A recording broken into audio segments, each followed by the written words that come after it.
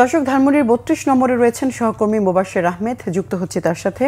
মোবাশ্বের, ধানমন্ডি ৩২ নম্বরের এখনকার পরিস্থিতি কেমন দেখছেন? নিরাপত্তা সহ সেখানকার সার্বিক অবস্থা আমাদেরকে জানাবেন।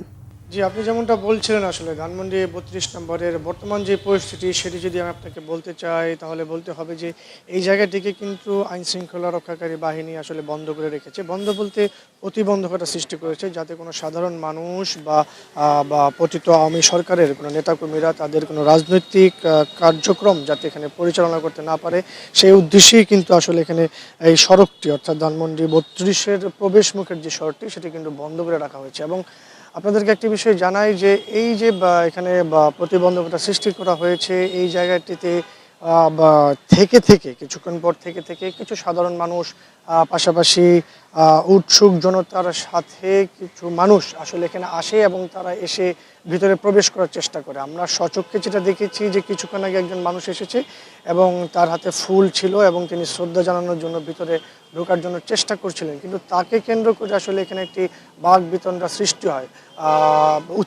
উত্তেজনকর পরিস্থিতি সৃষ্টি হয় এবং আইন শৃঙ্খলা রক্ষাকারী বাহিনী তাকে কিন্তু নিরাপদ জায়গায় সরিয়ে নেয় এবং যে পরিস্থিতি শান্ত করতে আসলে সফল হয়। তাছাড়া আরও একটি বিষয় যদি জানিয়ে রাখতে চাই যে এই ব্যারিকেডের পাশাপাশি কিন্তু এই সড়ক দিয়ে ঢোকার পর অন্য একটি যেই প্রান্ত রয়েছে, সেই প্রান্তটিও কিন্তু আসলে বন্ধ রয়েছে এবং সেখান দিয়েও কোনো মানুষ আসলে এখানে প্রবেশ করতে পারছে না।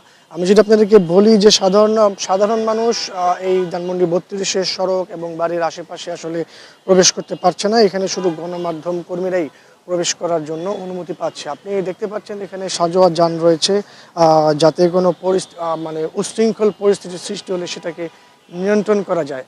তাছাড়া আরও একটি বিষয় যদি আমি আপনাকে জানিয়ে রাখতে চাই যে গণমাধ্যম কর্মীরা উপস্থিত থাকা অবস্থায় এই জায়গাটিতে কিছু উৎসুক জনতা আসে বা ব্যারিকেডের সামনে এসে তারা বিভিন্ন রকম বাকবিতণ্ডায় জড়ায় এবং ওটাকে কেন্দ্র করেই কিন্তু ধীরে ধীরে যখন পরিস্থিতি উত্তেজিত হয়, তখনই আসলে পুলিশের প্রয়োজনটা হয়ে পড়ে।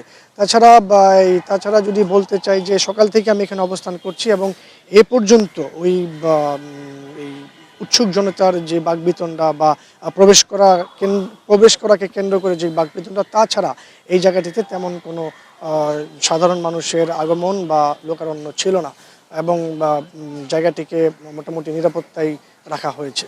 তো এই ছিল আমার কাছে। ধন্যবাদ আপনাকে। থাকুন সেখানেই, প্রয়োজনে আবারও যোগাযোগ করব।